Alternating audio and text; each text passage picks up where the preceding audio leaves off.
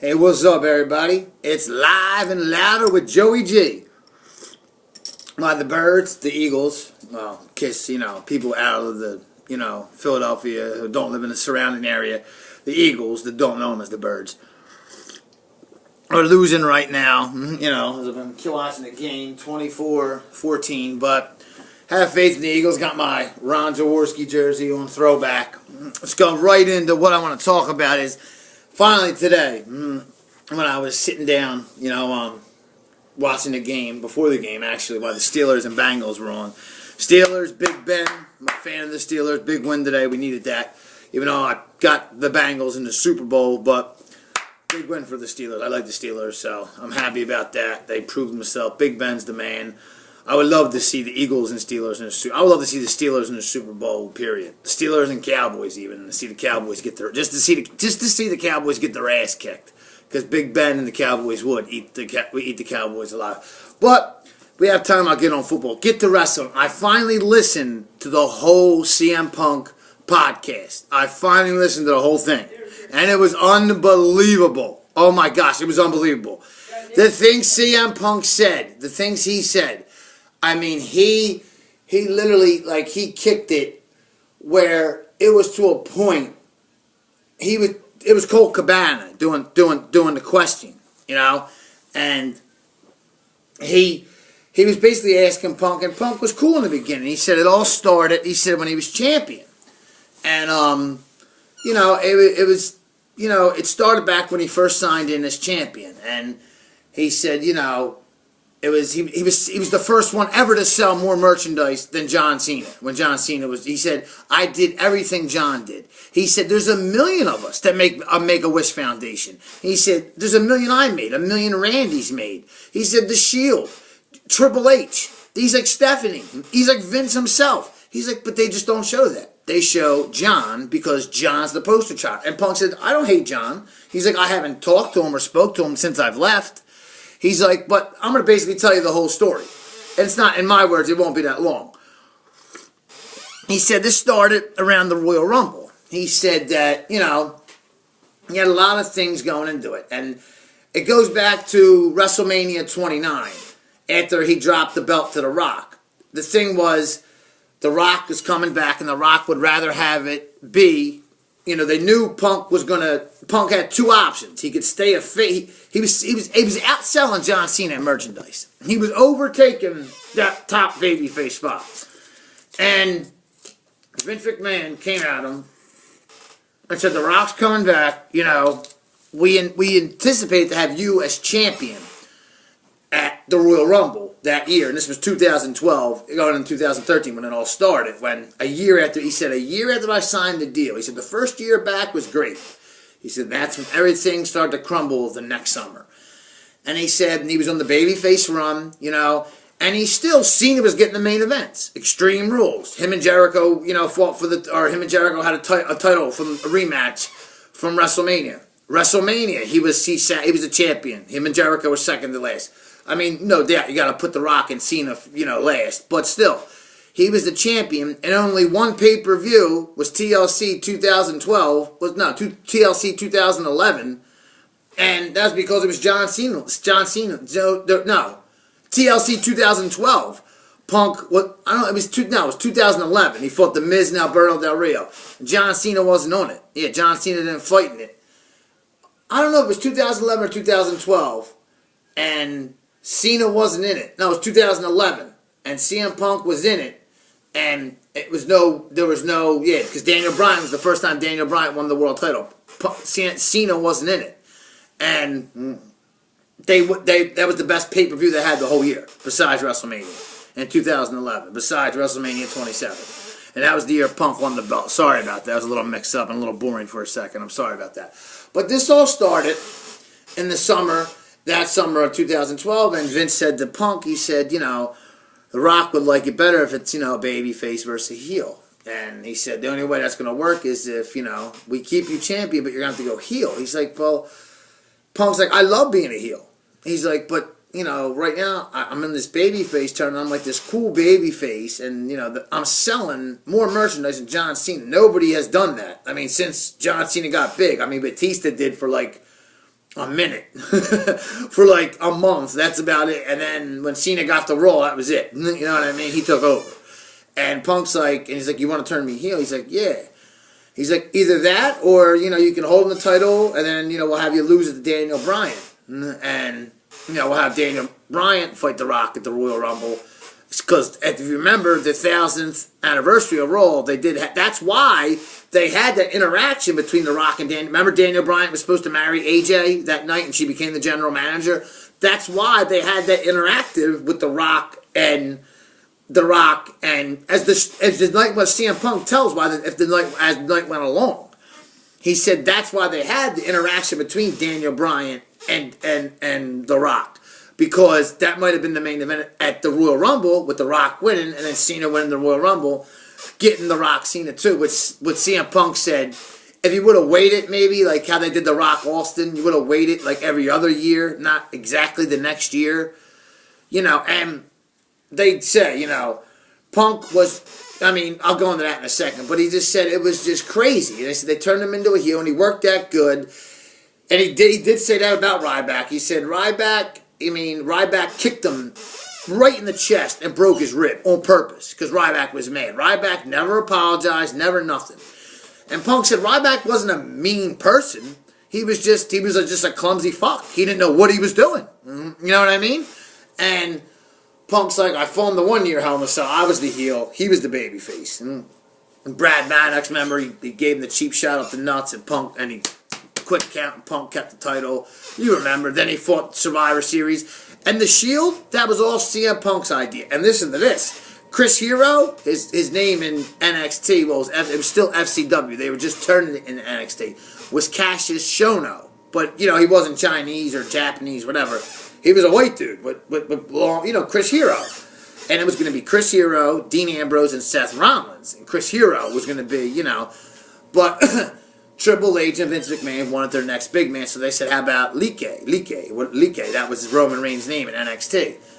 And Punk said, okay, fine. And then Vince said to Punk, he said, think of, and Hunter, they both said to Punk, and said, think of something for him, think of a gimmick. And Punk said, let them be like Evil Justice.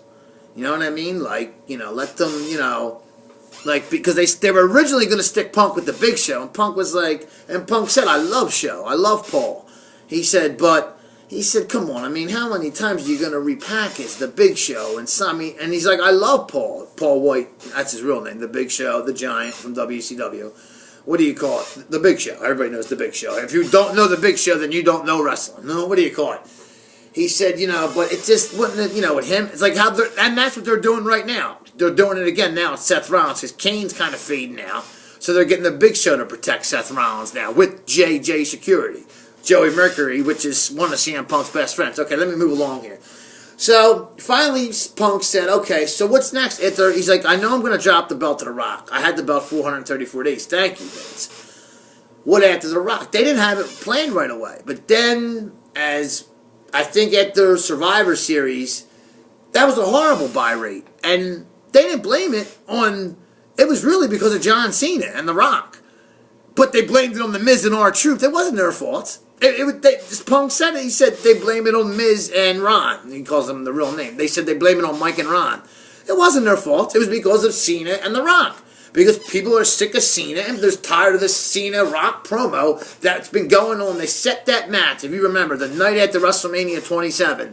Exactly, more than a year later. April 7th of the next year. They said that match April 2nd of 2002.